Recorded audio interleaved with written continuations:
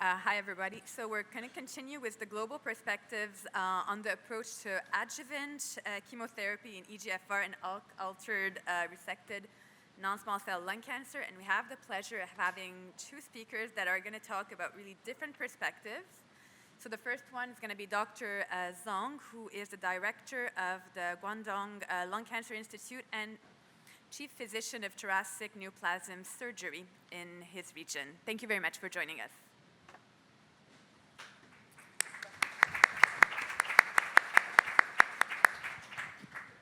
Thank you for the invitation, and thank you for Professor Johnson Spicer's invitation. And here, I will share my opinion of the Asia perspective for the role of the chemotherapy for EGFR and ALK translocation in resectable non-small cell lung cancer. Here's my disclosure.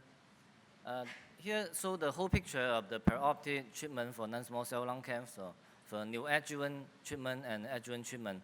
And we also divided in the oncogene mutation and wild type.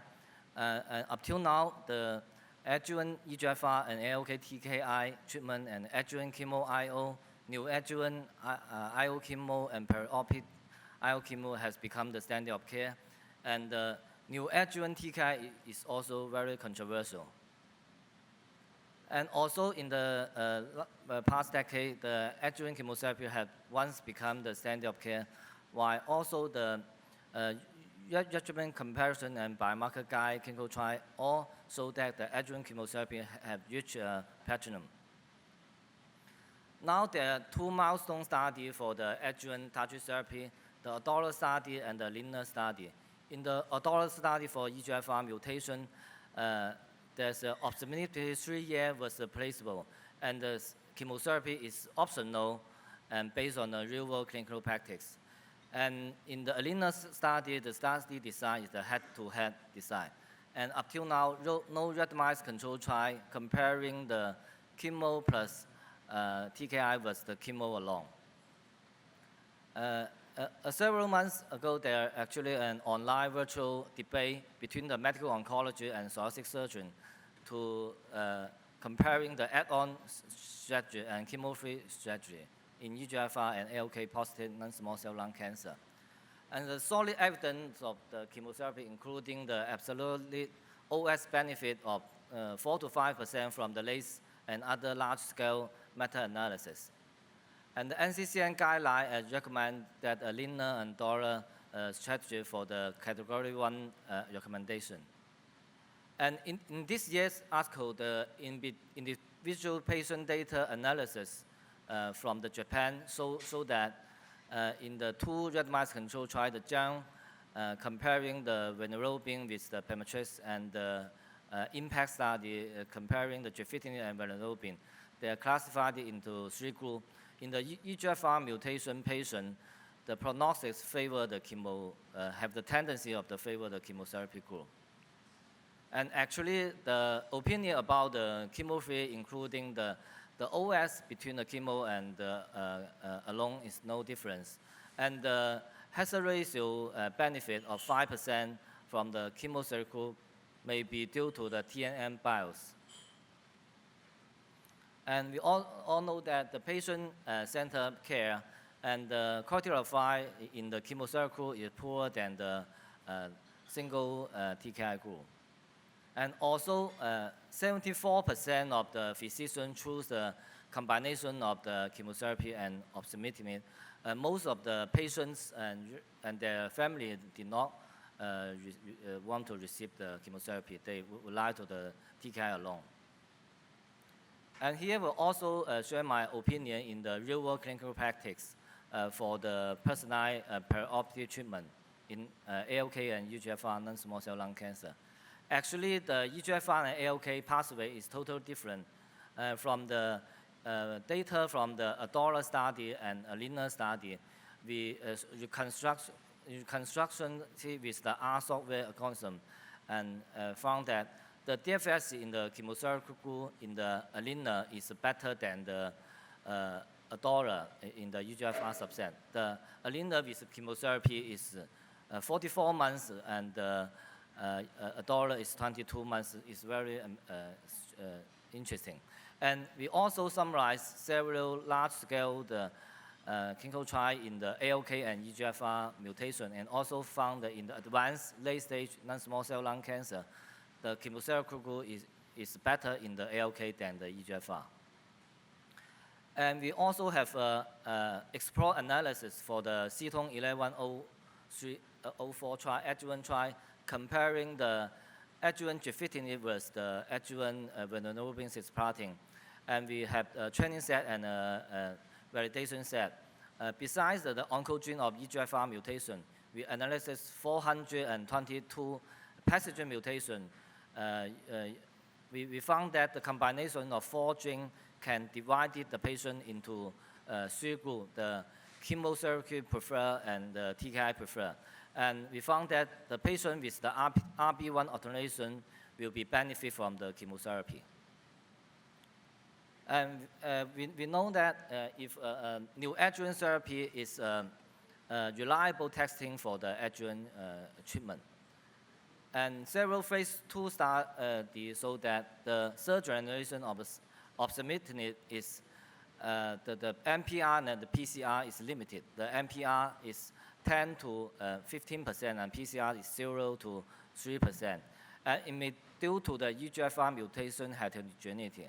After the TKI treatment, the other pathways have been activated, including the YAP, MET, and the RBM10.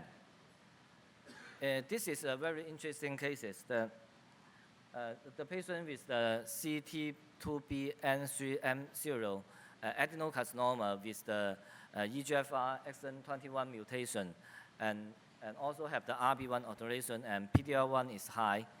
The patient firstly received 42 days of osimertinib and got a disease progression that the lymph node enlargement and a new lymph node, the 3A, have developed.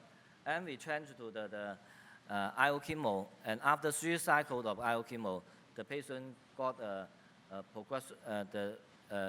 partial response. And the patient received the R0 resection and the N downstaging to N0, and just the pathological response is 17%.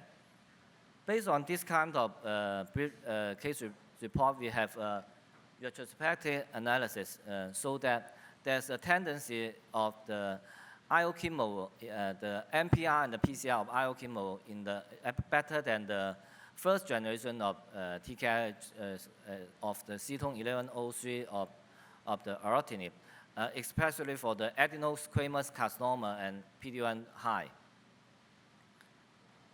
And therefore, we initiate a phase 2 perspective study evaluating the neoadjuvant IO chemo in the EGFR mutation non-small cell lung cancer.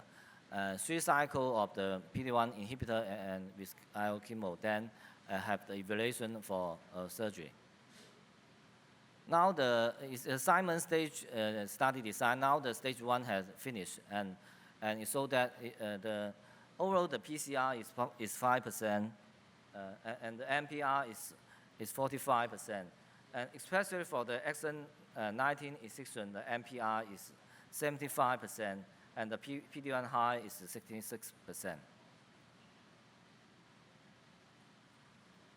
This is a case spread and found that a very solid lesion of EGFR mutation after 2 cycles, it became a cavity.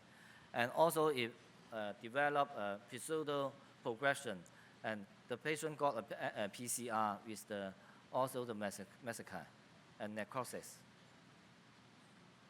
And we also have the genomic correlation analysis found that the PD-1 high expression, the TP53 and RB110, RB1 and RB10, and instability chromosome will be indicator of the patient will benefit from the IO chemo of the EGFR mutation. We also found that the cytosine and the tumor cell have the different pattern to disseminate, the internal and external. The internal, the cancer cell and the lymphocyte is merged together. it can predict the response. And we also found that all the patients with the stage 3A EGFR mutation have the MRD positive. And after the IO chemo, and can eradicate the MRD clearance from 100 to the 8.3%, regardless of the clinical efficacy. In this year's article, it also published that in the ADORA post-analysis, that 62% of the patients have the ctDNA MRD clearance. This is a recent case, a male non-smoker and have adenocarcinoma. He developed from a ground glass opacity in 8 years to a solid lesion. And the PET showed that the N0. Then the patient received the R0 resection. And the final pathology showed that it's an accidental lymph node metastasis, the stage 7 and stage 12 lymph node metastasis, and with the EGFR mutation and RB1 alteration. And after the multidisciplinary discussion, we prescribed the ADORA study with the adjuvant chemo and concurrent with the TKI. In summary, for the resectable EGFR and ALK non-small cell lung cancer, chemotherapy could be an essential to add on in subset of non-small cell lung cancer resectable. And